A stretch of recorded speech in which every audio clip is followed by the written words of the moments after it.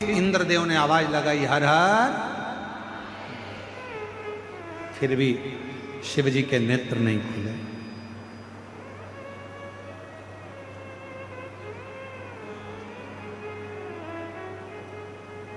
नंदी बैठे थे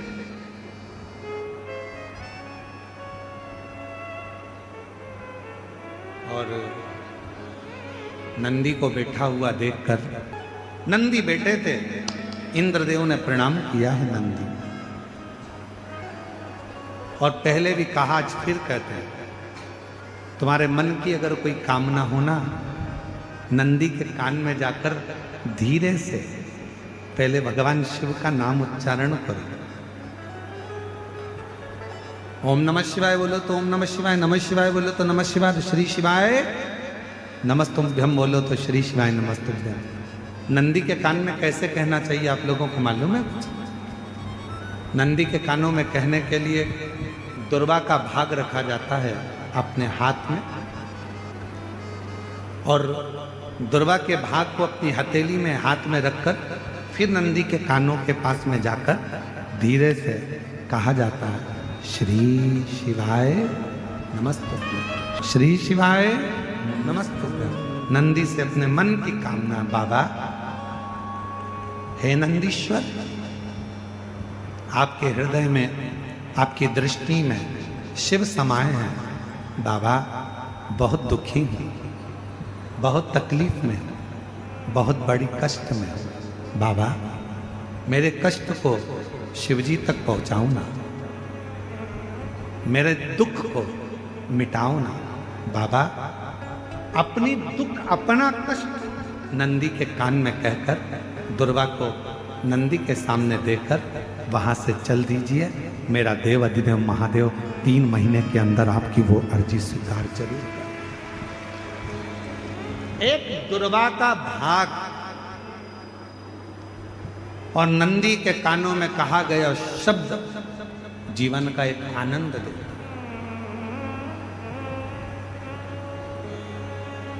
एक दुर्वा का, और यदि दुर्वा नहीं भी होती है, अगर दुर्वा नहीं है तो नंदी के जो गले में, शिव मंदिर में नंदी होता है, नंदी के गले में जो घंटी पड़ी होती है, घंटी देखिए नंदी के गले में, और अलग से तो कोई घंटी डालता नहीं है, पत्थर की ही घंटी बनी होती है, पाषाण की ही घंटी बनी होती है। उस घंटी जो डली हुई है, जो गला है नंदी का, उसका स्पर्श करते हुए नंदी के कान में अपनी बातों को कह देना चाहिए।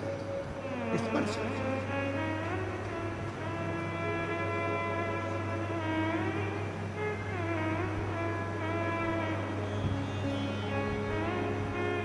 जब हम अपनी मन की कामना भगवान नंदीश्वर को कहते हैं, दिल से प्रार्थना करते हैं, वो सुनता है हृदय की तरंग।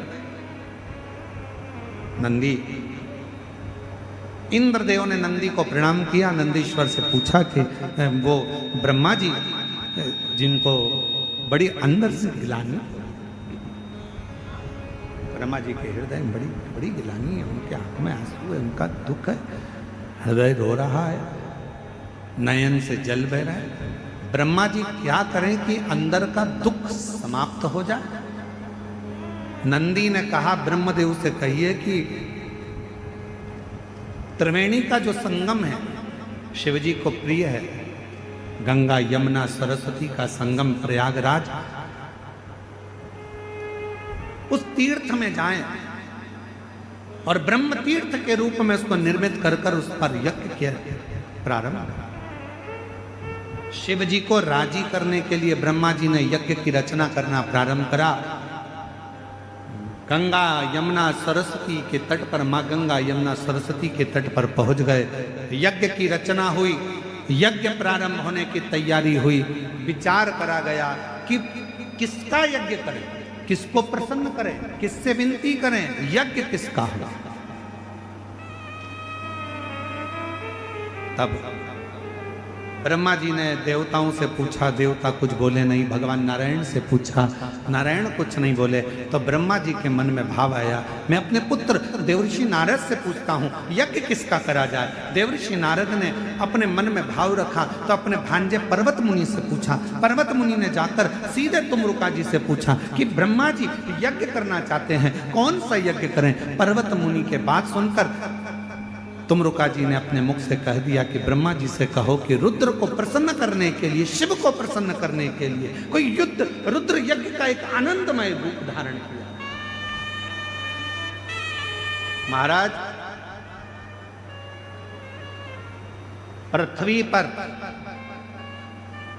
दुनिया का पहला यज्ञ था जो भगवान ब्रह्मा जी ने भगवान शिव को प्रसन्न करने के लिए किया। दुनिया का प्रथम यज्ञ, और कहां हुआ था तो कहा प्रयागराज की पवित्र धरा पे हुआ, त्रिवेणी के संगम पर हुआ। अब ब्रह्मा जी यज्ञ करने को तो तैयार हो गए, पर रुद्र को प्रसन्न करने के लिए शंकर का होना जरूरी है। शिव जी तो समाधि में लीन है, शंकर का प्रतिबिंब कुछ रखा जाएगा। ब्रह्मा जी चले गए कैलाश, कैलाश पर जाकर देखा तो भगवान शिव तो समाधि में लीन थे। शंकर भगवान का प्रतिबिंब किसको लेकर जाऊं। तब मां पार्वती जी जिस शिवलिंग की पूजन करती थी, माता पार्वती जी जिस शिवलिंग की आराधना करती थी, शंकर का प्रतिबिंब मानकर मां जगत जननी जगदम्बा अम्बा पार्वती जिस शिवलिंग का पूजन करती थी, उसी शिवलिंग को ब्रह्मा जी जाकर विनय करने लगे, निवेदन करने लगे, मां बाबा तो समाधि में लीन है, आप हमको ये शिवलिंग दे दीजिए। पार्वती जी ने कहा ये तो वो शिवलिंग है जिसकी आराधना मैं करती हूं, जिसकी साधना मैं करती हूं, जिसकी पूजन मैं करती हूं, और आप वो शिवलिंग मांग रहे हैं।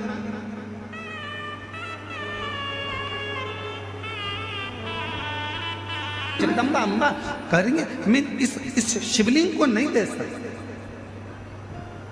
ये मेरी पूजन का स्थान है, ये मैं पूजती हूं।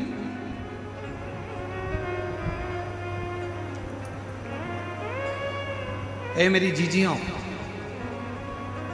मेरे जीजाओं, मेरी बेटियों बेटाओं, मेरे माताओं, मेरे भाई, मेरे बुजुर्ग माता पिता तुल्य विराजमान हो, आप सबसे निवेदन करूंगा, सास की प्रॉपर्टी का हिस्सा हो, ससुर की प्रॉपर्टी का हिस्सा हो, सास के कपड़ों का हिस्सा हो, सास ससुर के जेवर का हिस्सा हो, सबके हिस्से हो। और यदि आखिरी में मंदिर में भगवान रह जाएं और कहे इसको कौन लेगा, तो कह देना जो मंदिर में मेरा शिव बैठा है, जो मंदिर में मेरा लाडला बैठा है, उसको मुझे दे दीजिए, मेरे ठाकुर को, मेरे राम को, मेरे कृष्ण को, मेरे शंकर को मुझे दे दीजिए, बस मुझे। लोग कहते हैं कि मंदिर में, लोग कहते हैं हमारे यहाँ महाराज जी ऐसा मंदिर है, हमारे गांव में ऐसा मंदिर है, 100 साल पुराना है, हमारे गांव में मंदिर है 50 साल पुराना है, हमारे गांव में मंदिर है 30 साल पुराना है। बोलो बोलो, बोलते कि नहीं बोलते? अरे जम के तो बोलो। लोग कहते हैं हमारे यहाँ मंदिर 50 साल पुराना, हमारे यहाँ मंदिर 80 साल पुराना, हमारे यहाँ मंदिर 500 साल पुराना। मेरा निवेदन है, तुम उस मंदिर को देखने के लिए जाते हो, दर्शन के लिए जाते हो कि ये 50 साल पुराना है, 60 साल पुराना है, 100 साल पुराना है। उसी तरह जैसे पुराना मंदिर प्रसिद्धि का केंद्र होता है, कुछ वर देने वाला होता है, उसी तरह हमारे घर में हमारे सास के हाथ के, ससुर के हाथ के, उनकी सास के हाथ के, उनके ससुर के हाथ के, घर में जो लड्डू गोपाल होते हैं, जो शंकर जी होते हैं, जो गणेश जी की मूर्ति होती है, जो हमारे घर में भगवान होते हैं, वो भी 100, 150, 200 साल पुराने होते हैं। यदि वो हमको प्राप्त हो जाए और हम उनकी पूजन करना प्रारंभ कर दें, तो वो भी हमें वर देना प्रारंभ कर दें, वर देना। पर आजकल एक नया फैशन हो गया, एक गुरुजी हमारे घर में तो छोटे से भगवान हैं, इसलिए हम बड़े लाएंगे।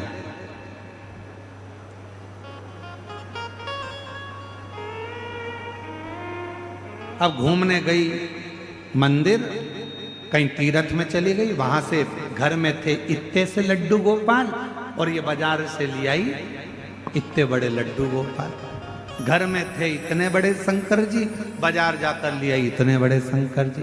घर में थी इतनी बड़ी कुल देवी, बाजार जाकर लिए इतनी बड़ी कुल देवी।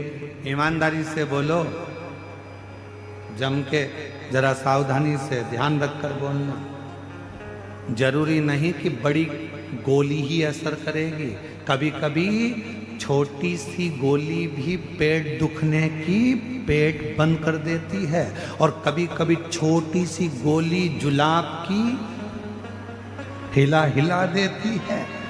महाराज, भगवान ना कभी छोटा होता है, भगवान ना कभी बड़ा होता है, भगवान तो भक्त के भाव से बड़ा और छोटा होता है।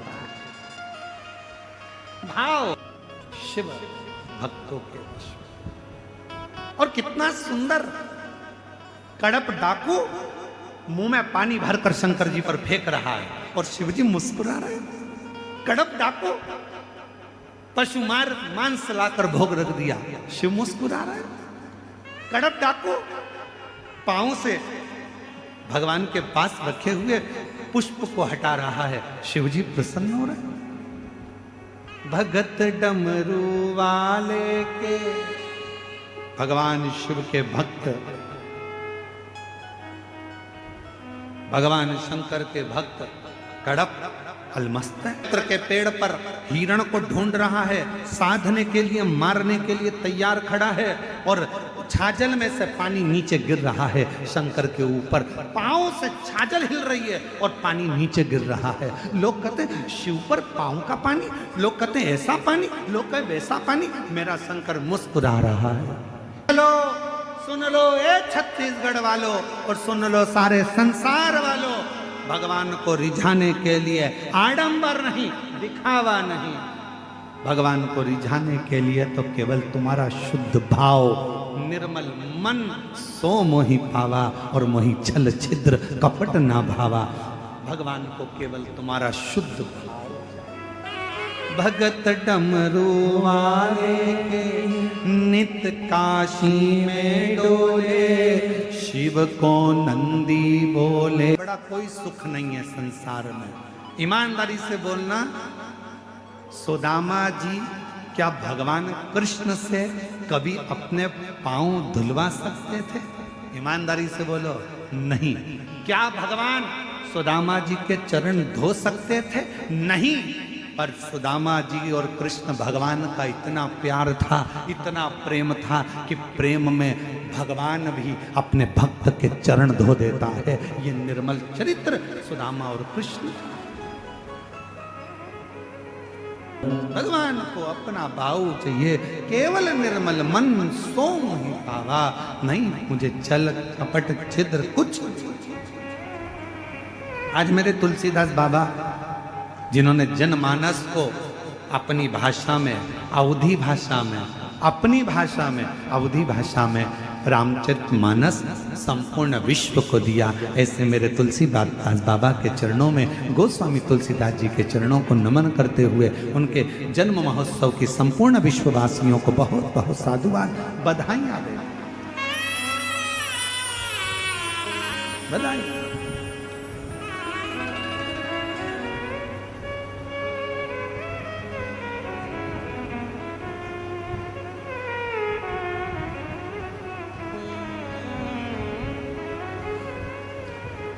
कितनी सुंदर, अगर रामचरितमानस नहीं मिलती तो जनमानस को क्या, अवधी भाषा में, साधारण भाषा में जनमानस के कल्याण के लिए दिया।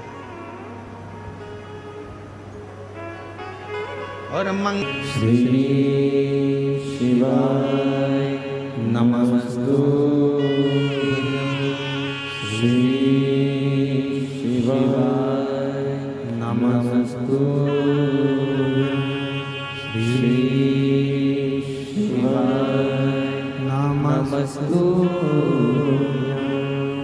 भोला सब दुख काटो हमारा, ओ भोला सब दुख काटो हमारा।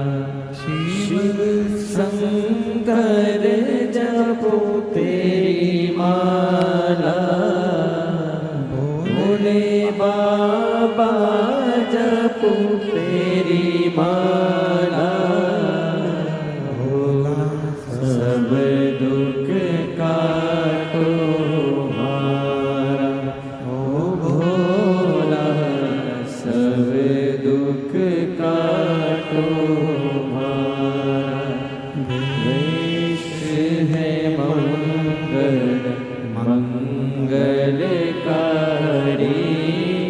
वेश है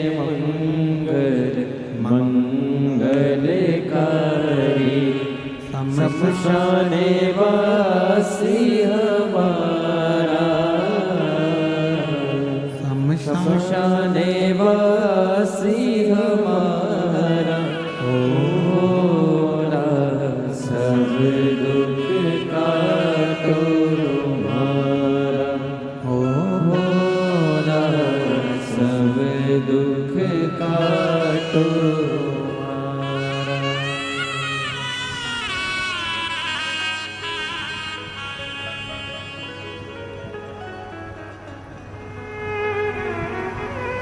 तुम्हारा। देवादिदेव महादेव भगवान शिव वर्धनी त्रिकालदर्शी कैलाशी विनाशी भगवान शंकर की पवित्र कथा कर ब्रह्मा जी ने मां पार्वती जी से विनय करा कि ये शिवलिंग हमें दे। मां जगत जननी पार्वती जी की पवित्र कथा कर रही है। अपने सास ससुर के हाथ की जो पुरानी मूर्तियां हैं, पूजन स्थल है, उसको अपना रखो, अपनाओ। आज के जमाने में लोग नई मूर्ति लगाने के चक्कर में पुरानी पुरानी मूर्तियों को हटा देते हैं, और पुरातन जो बनी मूर्तियों को, पुराने स्वरूप को कभी इधर उधर नहीं करना चाहिए, उसको संभाल कर, उसको संभालो। वो जीवन का एक आनंद देने वाला है। यहां तक शिव महापुराण की कथा कथी है, कोई 10-12 बार, 15 बार, 20 बार भी अगर कोई शिव महापुराण की कथा को श्रवण कर लेता है तो वो भी सिद्ध हो जाता है, सुन लेता है तो वो भी सिद्ध हो जाता है। शिव मंदिर जाने वाला, भगवान को एक लोटा जल चढ़ाने वाला अपने आप सिद्धता प्राप्त कर लेता है। भटकना नहीं। ये कथा तो 5 तारीख तक, 5 अगस्त तक चलेगी। 6 अगस्त को सीहोर में बाबा की कावड़ रहेगी। फिर 13 अगस्त से 17 अगस्त तक हैदराबाद में पूरन संस फार्म्स, गगन पहाड़, शमशाबाद, हैदराबाद में शिव महापुराण की कथा, जिसके मुख्य यजमान श्री ब्रज गोपाल जी भूतड़ा परिवार हैदराबाद में रहेगा। 1 बजे से 4 बजे तक हैदराबाद में गगन पहाड़ शमशाबाद में पूरन संस फार्म के उस प्रागट